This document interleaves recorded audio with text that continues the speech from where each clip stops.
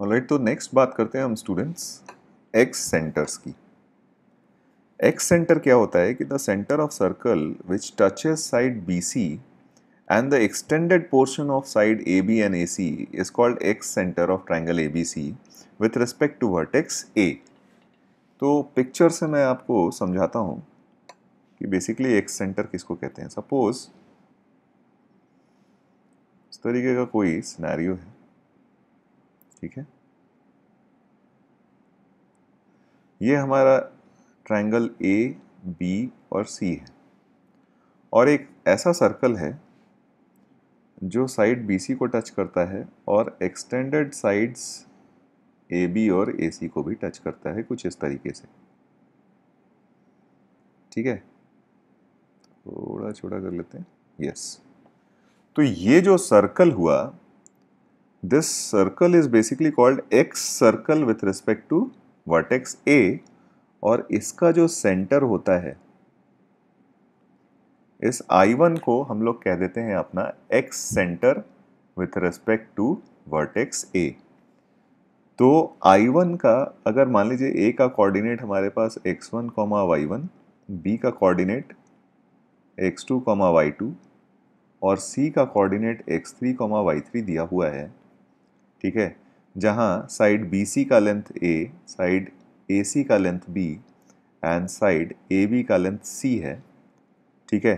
तो I1 का जो हम लोग कोऑर्डिनेट लिखते हैं वो ये हो जाता है -ax1 plus bx2 plus cx3 upon -a plus b plus c -ay1 plus by2 plus cy3 upon -a plus b plus c। यानी बेसिकली आप अगर याद करो, ठीक है, इन सेंटर का अगर कोऑर्डिनेट अगर आपको याद हो, ठीक है, इन सेंटर का अगर कोऑर्डिनेट याद हो तो इन सेंटर के कोऑर्डिनेट में ये सारी क्वांटिटीज प्लस होते थे।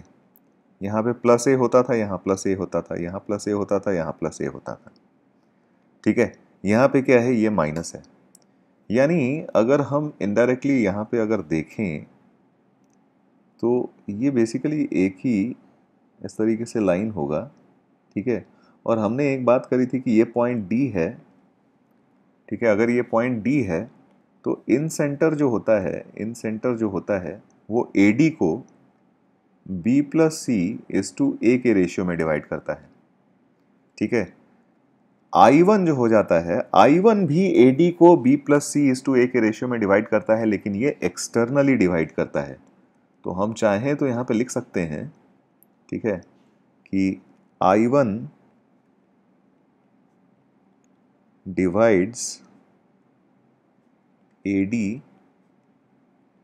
in ratio B plus C is to A externally।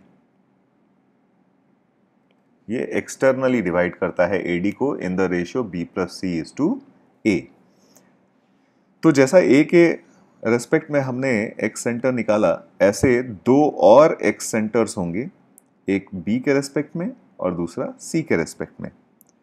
तो अगर A के रेस्पेक्ट में देखा तो हमने बस A को माइनस A से रिप्लेस कर दिया, B के रेस्पेक्ट वाला देखेंगे तो B को माइनस B से रिप्लेस कर देंगे in the formula for in centre, और C के रेस्पेक्ट वाले में C को माइनस C से रिप्लेस कर देंगे। तो ये तीनों हमारे क्या मिल जाएंगे, x centres.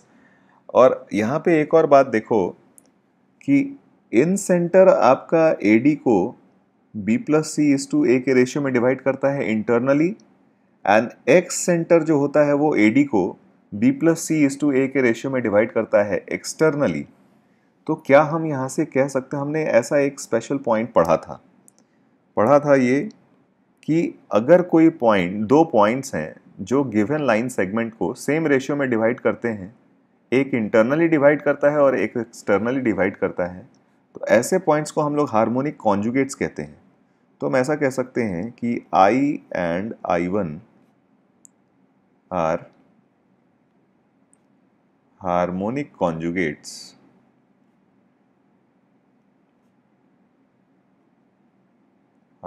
Conjugates with respect to AD।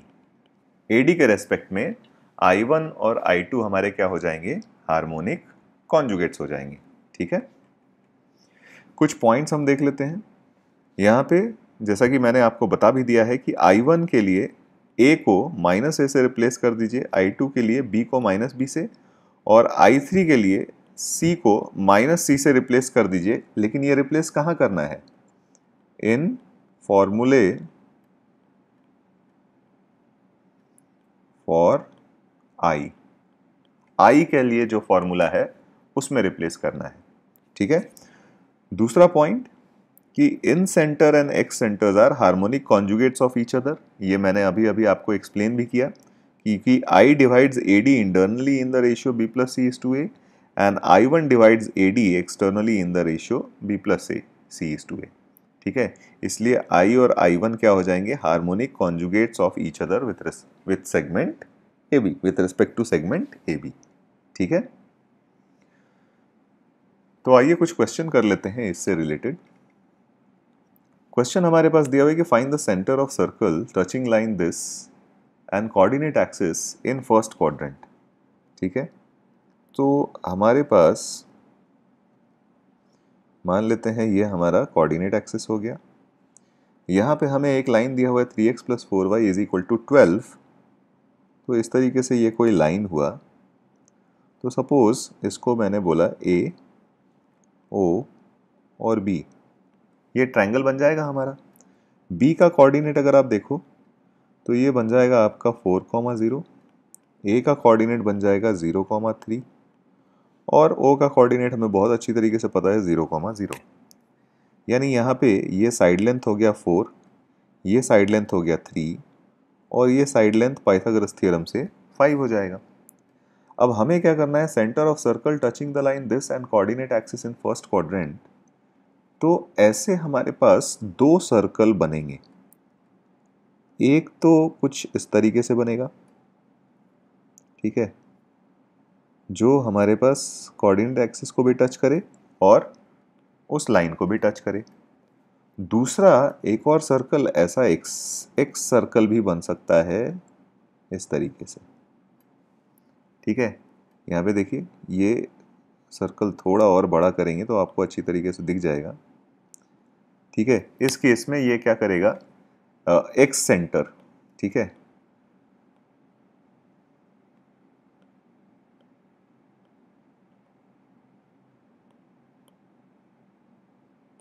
तो बेसिकली हमारे पास ऐसे दो सर्कल लाई करेंगे, एक O के रेस्पेक्ट में एक्स सेंटर या एक्स सर्कल और दूसरा हमारा इन सर्कल। ठीक है, तो इनका सिर्फ हमें सेंटर ही निकालना था। तो in case of in circle की हम बात करें तो इन सर्कल के लिए हमने फॉर्मूला पढ़ा हुआ है इन सर्कल के करस्पॉन्डिंग सेंटर निकालने का। हमारे पास फॉर्मूला हो जाता है AX1 यानी this side length into this coordinate, तो 5 × 0 plus this side length into this coordinate, तो plus 4 × 0 and plus this side length into this coordinate, तो 3 × 4 upon length of sides.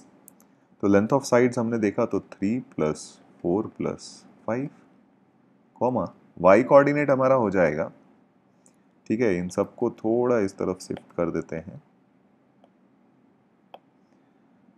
y coordinate हमारे पास again 5 × 0 plus 4 × 3 plus 3 × 0 and divided by sum of sides.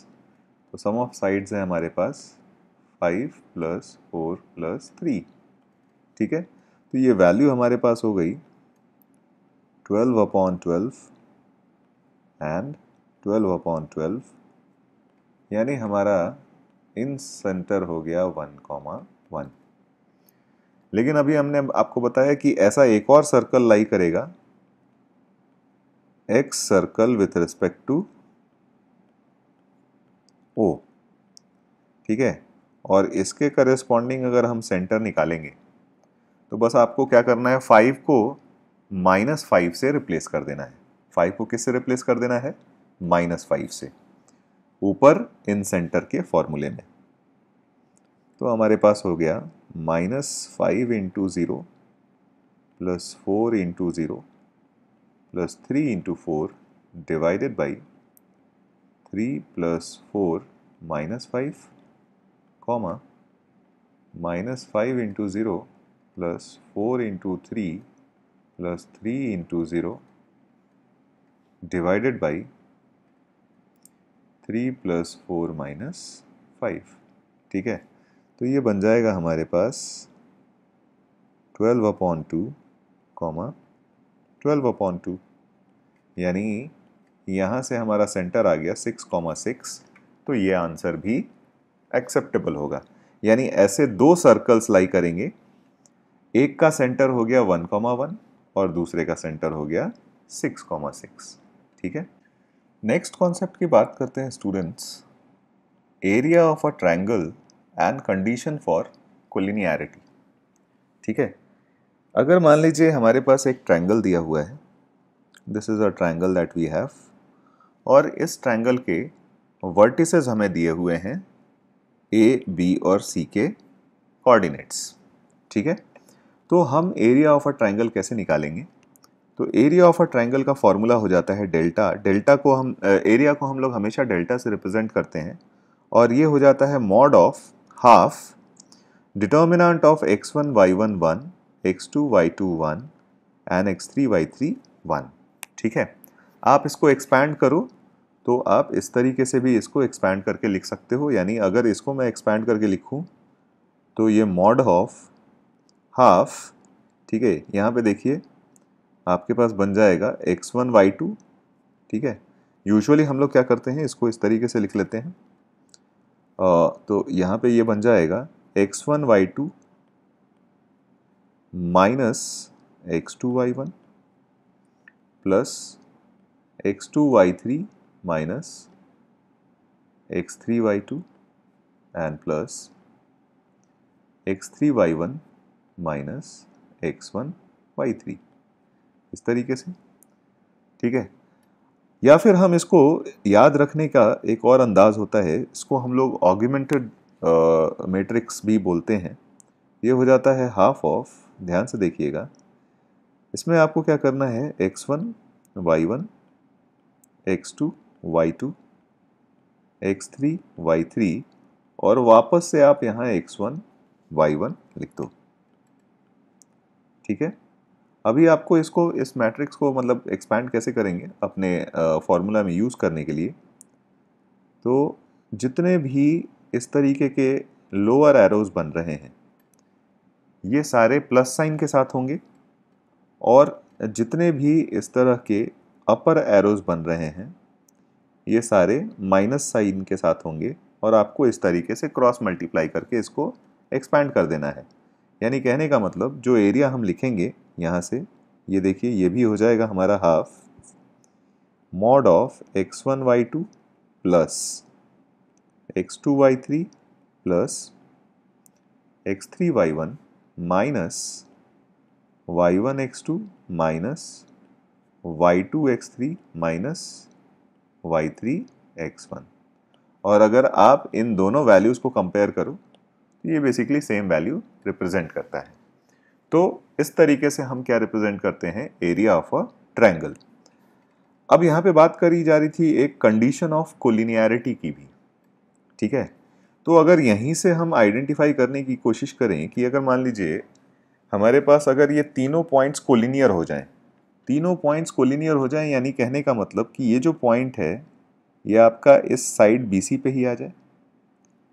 तो अगर BC पे ही आ गया तो यानी यहाँ पे कोई ट्रायंगल फॉर्म नहीं होगा, यानी एरिया हमारा क्या हो जाना चाहिए, 0। ठीक है, तो यानी हम ऐसा लिख सकते हैं कि if delta is equal to 0 then ABC will be collinear. ठीक है, ये जो डेल्टा हमने यहाँ पे निकाला है इसकी वैल्यू अगर 0 हो जाए तो ABC हमारे क्या हो जाएंगे, कोलिनियर, क्योंकि इन दैट केस हमारे पास ट्रायंगल फॉर्म ही नहीं होगा, और ट्रायंगल नहीं फॉर्म होगा तो हमारा एरिया क्या होना चाहिए, 0। ठीक है, तो कुछ पॉइंट्स यहाँ पे देख लेते हैं। अभी अभी हमने बात करी कि अगर ABC कोलिनियर होने हैं तो आपको ये डिटर्मिनेंट की वैल्यू क्या होनी चाहिए, 0 हो जानी चाहिए। ठीक है। दूसरा पॉइंट ये है कि ट्रायंगल के एरिया में तो चलिए हमारे पास 3 वर्टिसेस होते हैं, उसके करस्पॉन्डिंग हमने ये एरिया निकाल लिया। अगर एरिया ऑफ क्वाड्रिलेटरल निकालना हो तो कैसे निकालेंगे? अगर मान लीजिए क्वाड्रिलेटरल के चारों वर्टिसेस दिए हुए हैं तो एरिया ऑफ क्वाड्रिलेटरल निकालने के लिए आपको क्या करना है, x1 y1 x2 y2 x2 y2 x3 y3 x3 y3 x4 y4 x4 y4 x1 y1, ये डिटर्मिनेंट एक्सपैंड करके इसका मॉड्यूलस ले लेना है और 2 से डिवाइड कर देना है। या फिर जो ऑगमेंटेड मैट्रिक्स का हमने फॉर्म देखा था, तो फॉर क्वाड्रिलेटरल के लिए 4 वर्टिसेस आपके पास हो जाएंगे, तो आपका जो डेल्टा यानी एरिया होगा, ठीक है, इसको हम कुछ इस तरीके से लिख सकते हैं, हाफ मॉड ऑफ, ठीक है, x1 y1 x2 y2 x3 y3 x4 y4 and x1 y1 वापस से हमने लिख दिया, और जिस तरीके से हमने एक्सपैंड किया था इससे पहले उसी तरीके से इसको भी एक्सपैंड करेंगे। तो ये दोनों मल्टीप्लाई, ये दोनों मल्टीप्लाई, ये दोनों मल्टीप्लाई, यानी क्रॉस मल्टीप्लाई करने वाले हैं हम। और यहाँ से जो अप एरोज वाले जाएंगे वो विथ अ माइनस साइन, ठीक है। इस तरीके से हम क्रॉस मल्टीप्लाई करके इसको एक्सपैंड कर देंगे। तो हमारे पास हमारा जो एरिया आएगा delta, this will be half mod of x1 y2 plus x2 y3 plus x3 y4 plus x4 y1 minus y1 x2 minus y2 x3 minus y3 x4 and minus y4 x1। तो ये हमारा quadrilateral का area होगा। और अगर मान लीजिए quadrilateral के अलावा अगर आपके पास 4 से ज़्यादा वर्टिसेस हो गए, n वर्टिसेस हो गए, तो ये काम चलता रहेगा, ठीक है। और लास्ट में आपको मतलब ऐसा कह सकते हैं हम कि फॉर अ पॉलीगन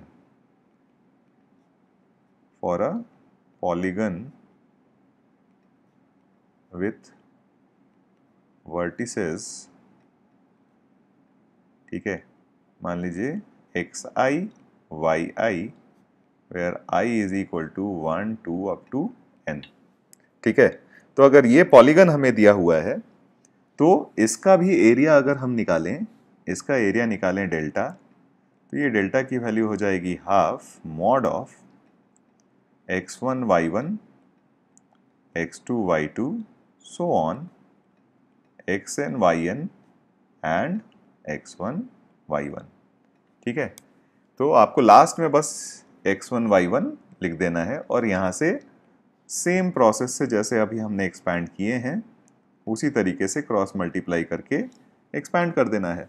तो यहाँ से जो आपको आंसर मिलेगा वही आपका क्या हो जाएगा, एरिया ऑफ पॉलीगन हो जाएगा, ठीक है।